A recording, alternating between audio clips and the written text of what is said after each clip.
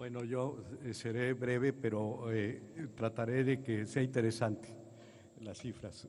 La primera que me gustaría dar es que en el caso de las participaciones y aportaciones que le corresponden al Estado y los municipios de Chihuahua, se espera el estimado al menos es de un crecimiento real de más del 11%, en términos nominales casi 15%.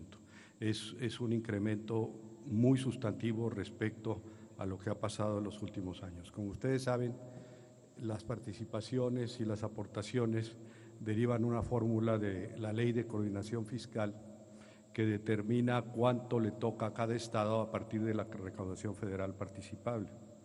Esa recaudación federal participable es un porcentaje, sobre todo de los impuestos federales que se recaudan a través de la nación. Por su naturaleza muy especial, el IVA, aquí y en Francia, que fue donde nació el IVA, y en otros países, el IVA es un impuesto federal porque se va cascadeando. Entonces hagan de cuenta que en Sinaloa unos pescadores van y pescan atún y después lo llevan y lo envasan digamos, en Durango, y después una transportadora de Querétaro lo lleva a la Ciudad de México y ahí finalmente se consume el atún. Bueno, ese cascadeo no podría de ninguna manera corresponder a la Ciudad de México porque es nada más el consumidor final el que lo paga. Es un asunto de ir siguiéndole paso a paso al cascadeo del IVA para saber cuánto le correspondería a cada estado. Entonces, es el típico ejemplo de un impuesto que es por su naturaleza federal, y ese es uno de los componentes de esta recaudación federal participable. El otro gran impuesto que puede ser totalmente federal, como es el caso de México en muchos otros países, pero no totalmente federal en el caso, por ejemplo, de Estados Unidos, es el impuesto sobre la renta.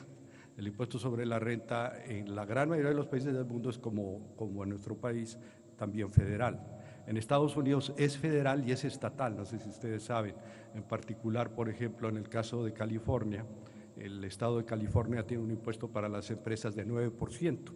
Esto, por cierto, es interesante porque ese 9% añadido al 21% federal en Estados Unidos da un impuesto a las empresas de 30%, que es justo el impuesto que nosotros tenemos en toda la nación, excepto ahora en la franja. En la franja ese impuesto va a ser de 20%. Entonces, ese impuesto de cualquier manera también tiene un carácter muy federal, y estos impuestos componen la recaudación federal participable. Luego hay una fórmula que se usa para determinar cuánto le corresponde al Estado, cuánto al municipio, y como les decía, este año en el caso de Chihuahua va a ser un incremento bastante significativo. Ese es el primer punto que quería hacer notar, y el segundo es que ha causado un poquito de duda el decreto, pero en realidad es muy sencillo. Lo que dice el decreto es: las empresas que quieran acogerse al decreto, pues tienen que cumplir una serie de requisitos. Para empezar, pues tienen que estar basados en la frontera y no en otro lado, y esas empresas van a tener el beneficio fiscal de inmediato del ISR en lugar del 30%, el 20%. Eso quiere decir que pues todas las empresas de aquí se olvidan del 30% y usan el 20%. El caso del IVA es un caso más interesante. En el caso del IVA pueden decir: oye, ¿qué va a pasar si, por ejemplo, yo tengo una gasolinera, yo le compro a Pemex gasolina, Pemex me carga un IVA del 16% y yo lo voy a dar al 8%? ¿Qué va a pasar allí? Pues lo que va a pasar es que la gasolinera tiene un beneficio fiscal si está en el padrón y simplemente pide la devolución, la cual va a ser muy rápida al SAT. Y tan, eso es todo, no hay una gran ciencia. Bueno, otra cosa que es importante, son municipios. Originalmente pues se pensó quizá deban ser un cierto número de kilómetros abajo de la frontera, pero si ustedes se ponen a pensar acerca de que también en el decreto se establece que el salario mínimo debe ser el doble que en el resto del país, entonces hubiera sido un problema si de repente el municipio un centímetro más abajo en el municipio se pagara el doble del impuesto del salario mínimo y en un centímetro más arriba se pagara el doble del salario mínimo. Entonces tiene que hacerse por municipios, no se hace por kilómetros. Y son, si mal no recuerdo, en el decreto se establece que son 43 municipios en toda la República. Con eso concluyo. Gracias.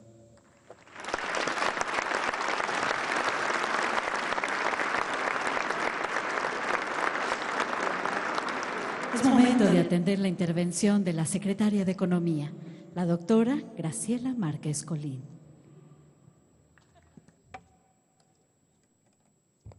Buenos días a todos.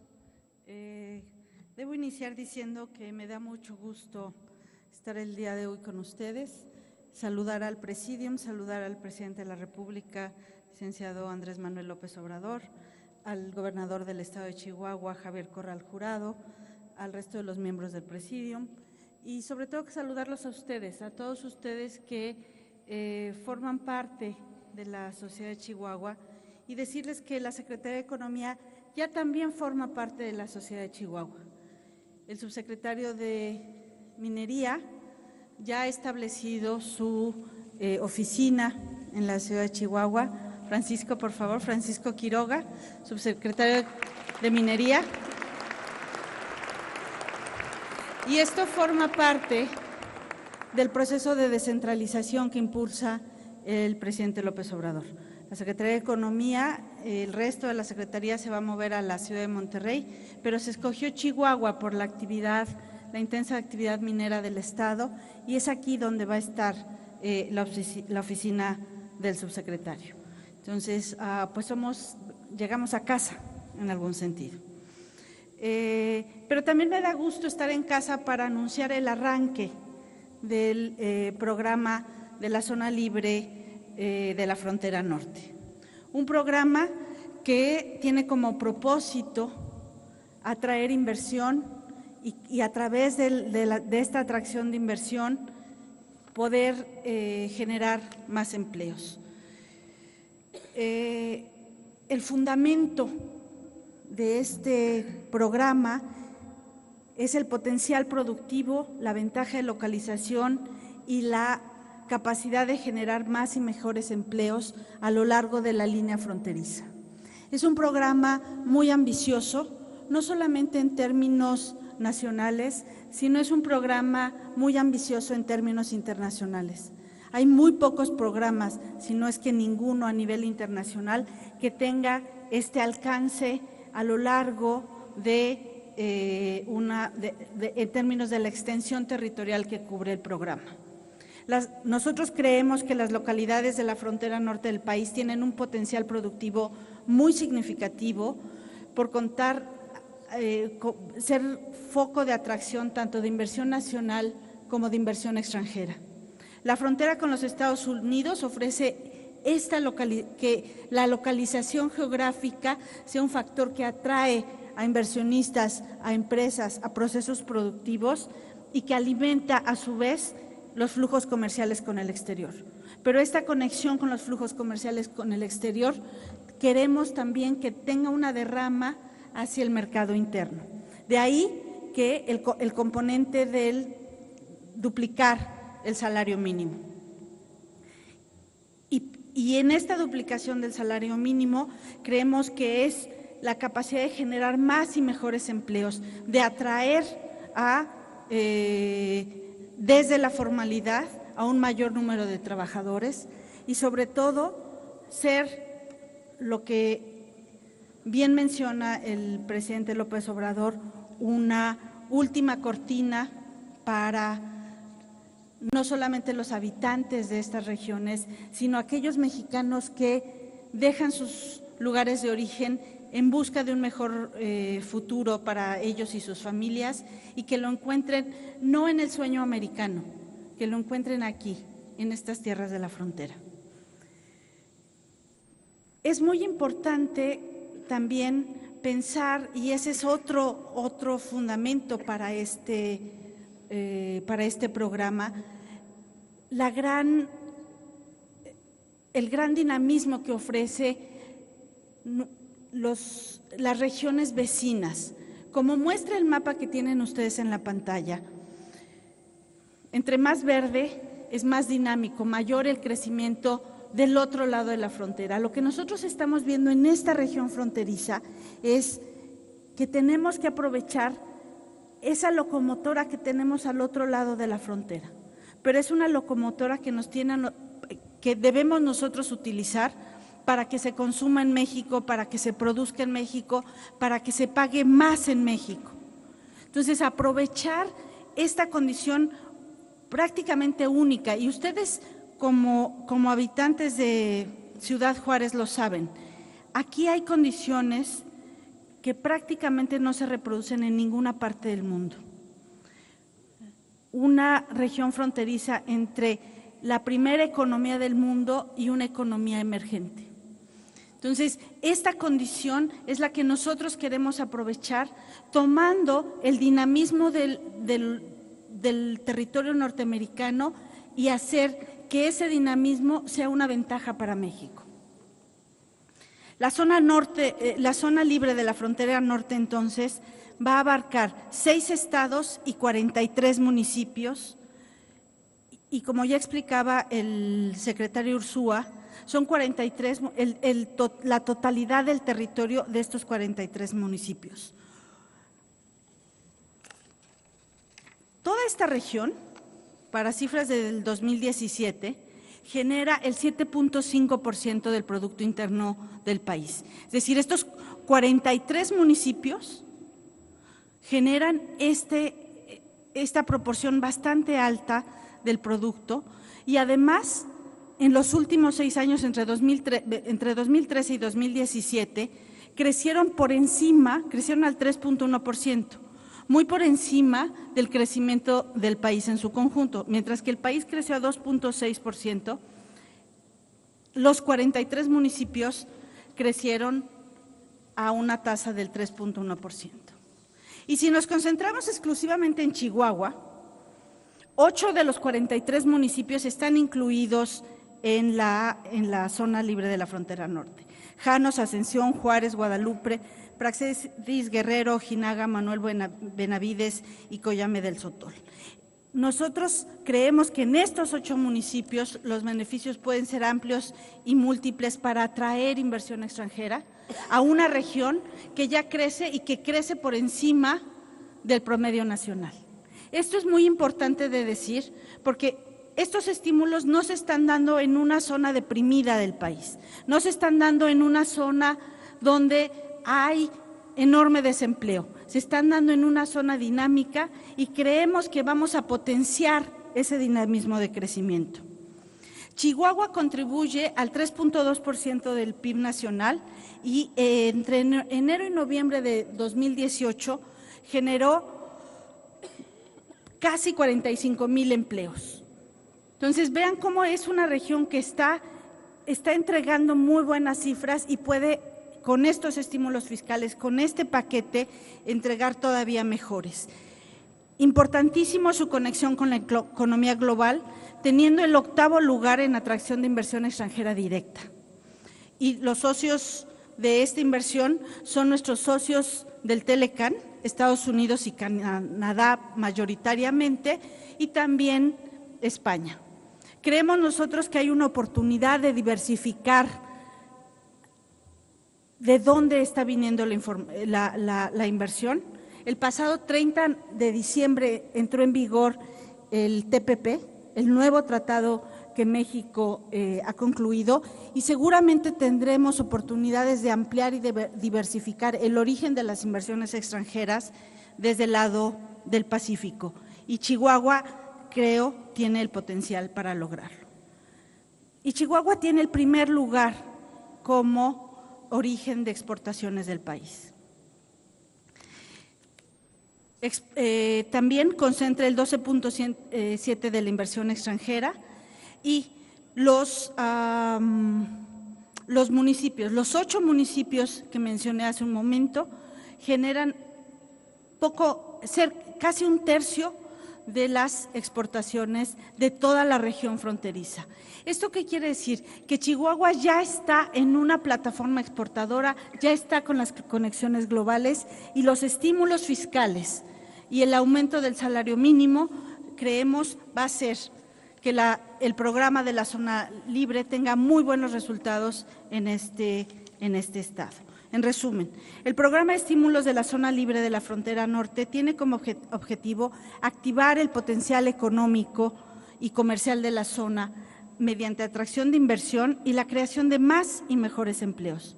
Como ha dicho el presidente Manuel López Obrador, en esta región se erigirá una cortina económica que eleve la calidad de los habitantes de la zona y a todos aquellos que migran en busca de oportunidades para mejorar el bienestar de sus familias. Muchas gracias y nos sentimos desde la Secretaría de Economía en casa en Chihuahua.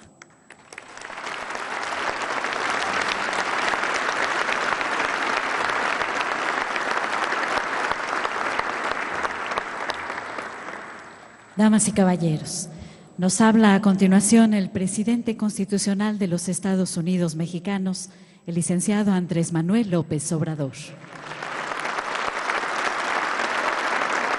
Amigas, amigos de Chihuahua, me da mucho gusto estar en Ciudad Juárez, aquí donde comienza la patria, en este sitio, en este lugar con tanta historia, con tanta cultura. Siempre recordamos que en Chihuahua y en Ciudad Juárez se le dio apoyo y protección al presidente Benito Juárez cuando la intervención francesa. El peregrinar fue hacia el norte y estuvo en Chihuahua sosteniendo la República con su gabinete alrededor de 2 años. Y aquí, en Ciudad Juárez, que entonces se llamaba Paso del Norte.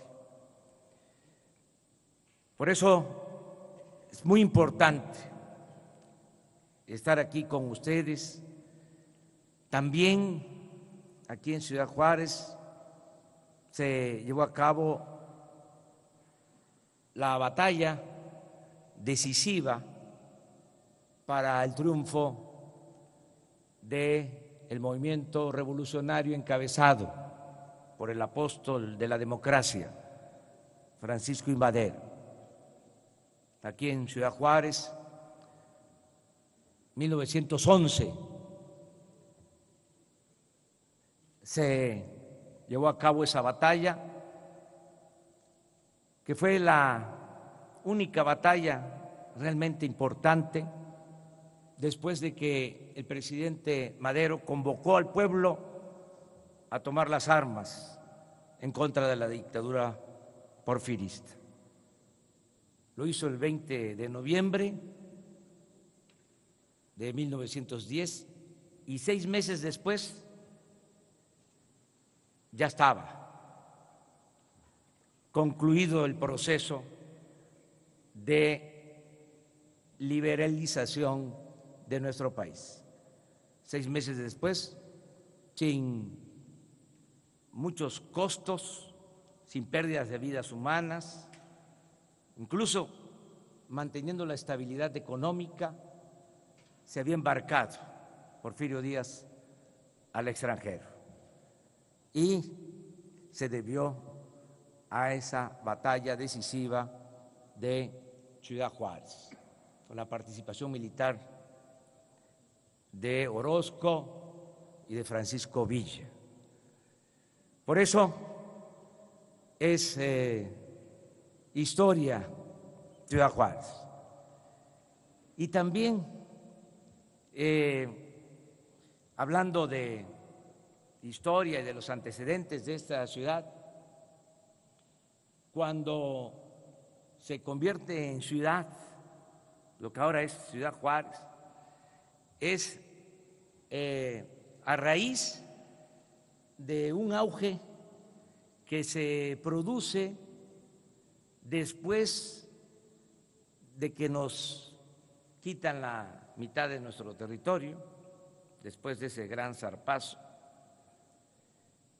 porque un gobernador de Tamaulipas, ayer lo recordaba, Ramón Guerra, en medio de la desolación, de la tristeza, después de la guerra de 1848, cuando se define la nueva frontera con Estados Unidos, ya no el río Nueces, sino el río Bravo, había tanta pobreza y necesidad que este gobernador decide crear una zona libre, una zona franca en toda la frontera. Y ahí comienza el trato especial a la frontera norte. Después es presidente de la República un tamaulipeco, Manuel González, compadre de Porfirio Díaz, y le da continuidad a ese proyecto. Porfirio Díaz también le da el trato especial a la frontera. Con la revolución se mantienen los estímulos a la frontera hasta que llega la llamada política neoliberal. No voy a mencionar qué gobierno era el que toma la decisión de terminar con los estímulos fiscales a la frontera. Ahí se los dejo de tarea. Ya no puedo hablar como lo hacía anteriormente. Me tengo que autolimitar.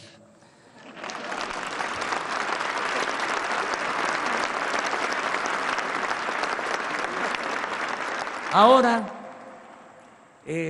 pasa el tiempo, luego de más de 3 décadas de abandono en la frontera, se decide impulsar este proyecto, que como aquí lo mencionó la secretaria de Economía, Graciela Márquez, pues es parte de un plan de desarrollo nacional.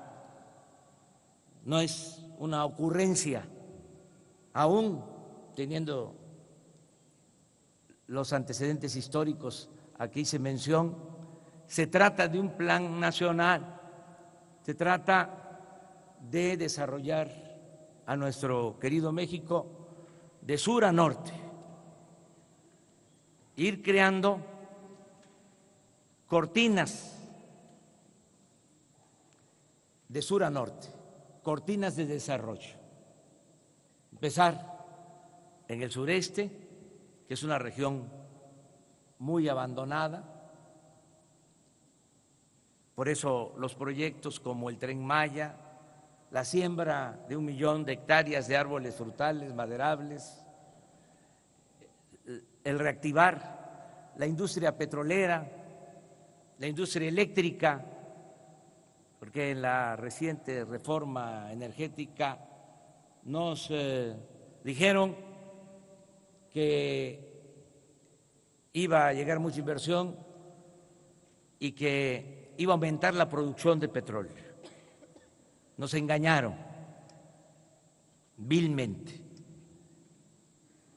en los considerandos de las leyes que se aprobaron en el marco de la conocida reforma energética. Se decía que para este tiempo íbamos a estar produciendo 3 millones de barriles diarios de petróleo. Estamos produciendo 1.750.000 y con una tendencia a la baja, algo muy preocupante.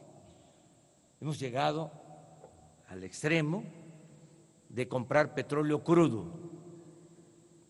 Eso fue lo que significó el fracaso de la llamada reforma energética. Y ahora, pues tenemos que aumentar la producción petrolera.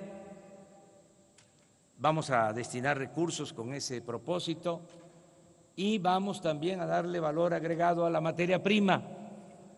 Ya no estar comprando los combustibles, las gasolinas en el extranjero. Consumimos 800,000 barriles diarios y solo producimos 200,000, porque desde hace 40 años no se construye una nueva refinería en el país. Entonces vamos a rehabilitar las 6 refinerías que tenemos y vamos a construir una nueva refinería. Todo esto va a crear muchos empleos, va a impulsar la economía en el sureste, vamos a desarrollar también el istmo de Tehuantepec por las ventajas que tenemos, es una parte estrecha de nuestro territorio para comunicar a países de Asia con la costa este de los Estados Unidos. Son 250 kilómetros del Pacífico al Atlántico. Se va a construir una vía del ferrocarril de carga de contenedores, se van a rehabilitar los 2 puertos, el del Pacífico, el de Salina Cruz y el de Coatzacoalcos, para competir en buena lid con Panamá. Ese es un proyecto importante. Cuando tengamos la infraestructura básica, que esperamos tenerla para 2, 3 años, ahí en esa franja también va a haber una zona libre para que se puedan instalar plantas ensambladoras y se generen empleos con la idea de que sea una cortina para que la gente no emigre, para que el mexicano pueda trabajar, ser feliz donde nació, donde están sus familiares, sus culturas, sus costumbres.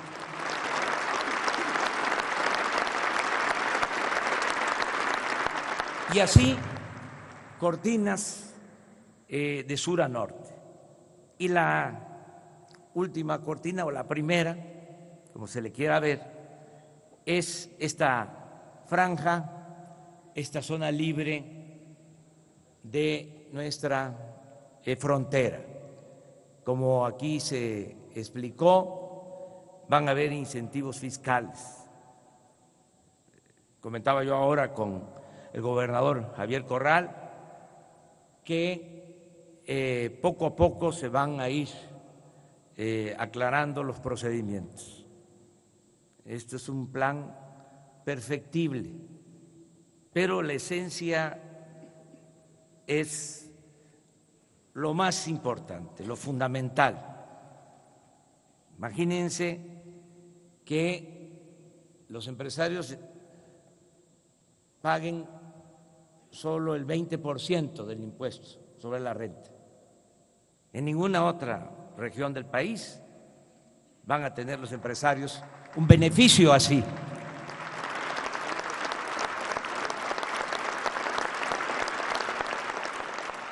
Claro que hay que ver los detalles, pero ya se tomó la decisión y va a ser así, 20% de impuestos sobre la renta y también 8% de IVA, no 16%.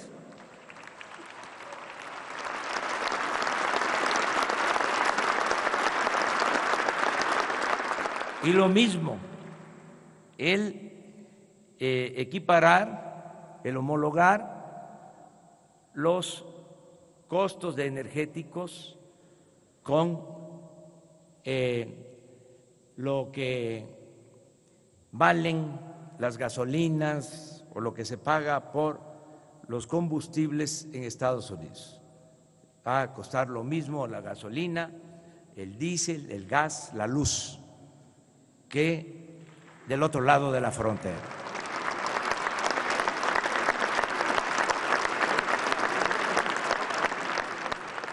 Y algo que es muy importante, el aumento al salario mínimo. Aquí, en esta frontera.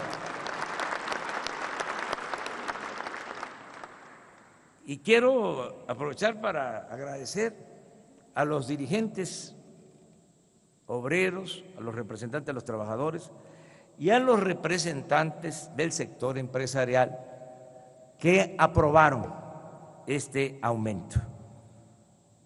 Lo subrayo porque fue un acuerdo, fue un consenso, no fue una imposición. Se habló con los representantes del sector empresarial y con los representantes del sector obrero y se tomó esta decisión. En todo el país el aumento al salario mínimo va a ser del 16%, como no se había dado en las últimas 3 décadas. En todo el periodo neoliberal nunca se había dado un aumento del 16% al salario mínimo. Hace como una semana nos comunicamos por teléfono con el presidente de España y me externó, me manifestó que había estado al tanto de la decisión que tomamos en México y que él había hecho lo mismo en España, que se había aumentado el salario en España. Y aquí en la zona fronteriza, al doble. ¿Y por qué? Porque no vamos a tener desequilibrios. No hace falta ser doctor en economía, con todo respeto a los economistas, para saber que no va a afectar en nada, porque al bajar los impuestos el empresario puede tener posibilidad de pagar mejor a los trabajadores. Se dice que, bueno, aquí en Ciudad Juárez no hay quien pague salario mínimo, que la mayoría de los trabajadores gana más que un salario mínimo. Eso es relativo, con todo respeto. Sí, de la frontera donde se paga mejor a los trabajadores es en Ciudad Juárez, pero no ganan mucho los trabajadores. Ayer estuvimos en Reynosa y mencionaba yo que hace 6 meses, un poco más, durante la campaña, me tocó entrevistar a unas trabajadoras de una maquila y me decía la trabajadora de que le pagaban 900 pesos a la semana y que trabajaba 4 días nada más a la semana, pero 12 horas de 7 a 7. En la semana 48 horas, 3.600 pesos mensuales. Ahora, con este nuevo salario en Reynosa, esa trabajadora pues va a ganar más. 3.600 pesos mensuales son como 120 pesos diarios. Ahora el salario va a ser de 176 pesos. Allá van a tener un incremento del orden de 50 pesos diarios esa trabajadora. Dicho sea de paso, imagínense ustedes lo que es, y lo saben bien, trabajar de 7 a 7, sobre todo con quién dejan a los hijos, todo esto que ustedes conocen más que yo. Bueno, aquí en Ciudad Juárez se paga más. Acabo de entrevistar a unos trabajadores antes de venir acá, 2.300 pesos a la quincena, 4.600 pesos. Estamos hablando como de 150 pesos, 153 pesos diarios. Ahora, con el salario mínimo, son 176. Aquí hay un incremento de 20 pesos. ¿Por qué me refiero a esto?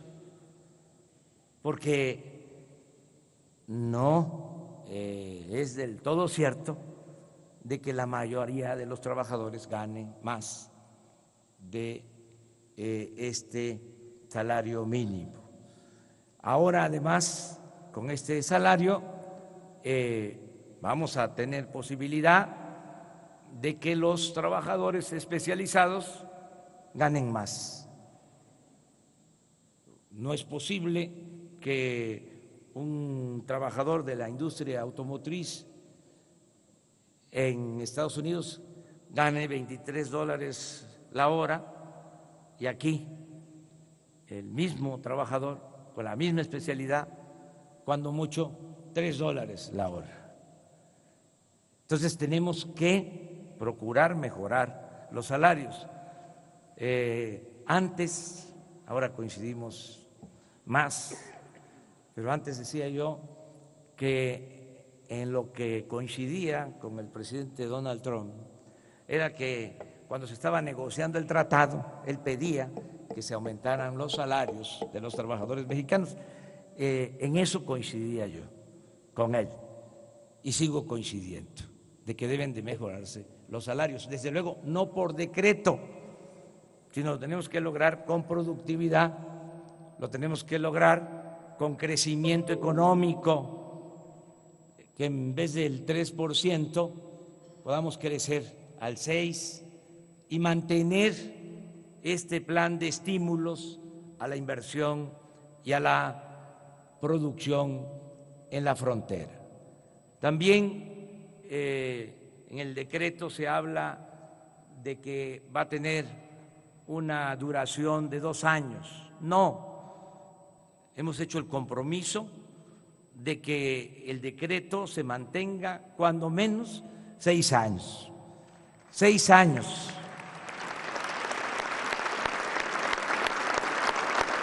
Por razones técnicas que no viene al caso explicar, se decidió hacerlo por 2 años, pero el compromiso es que se mantenga cuando menos en el sexenio.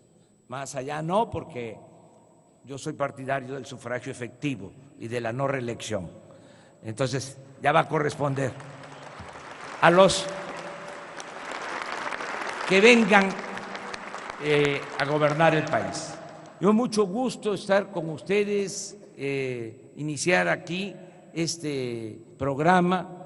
Les invito para que podamos evaluar el programa de manera conjunta, que le demos seguimiento al programa. Los que estamos aquí, hay una representación de empresarios, de ciudadanos, de trabajadores, de dirigentes sociales, muy importante, de legisladores, de autoridades, que nos volvamos a encontrar en 3 meses, si les parece, para ver cómo va el programa. Y que ya para entonces pues tengamos un diálogo circular, porque ahora nos tocó a nosotros nada más tomar la palabra. Es un monólogo, pero ya no va a ser así. Vamos a escuchar la opinión de todos para el próximo encuentro y agradecerle mucho a Javier Corral, gobernador de Chihuahua, como él lo ha expresado. Tenemos diferencias ideológicas, venimos de movimientos distintos y hasta contrapuestos, pero tenemos que trabajar en unidad, de manera coordinada, por el interés general. La patria es primero. Y así como él ha ofrecido esa colaboración, yo correspondo. Nunca va a ser vilipendiado, despreciado el gobernador legal y legítimo de este gran estado de Chihuahua. Muchas gracias, amigas y amigos.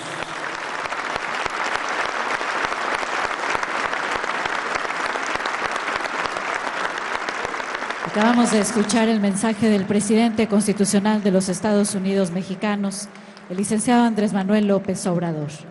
En posición de firmes, con absoluta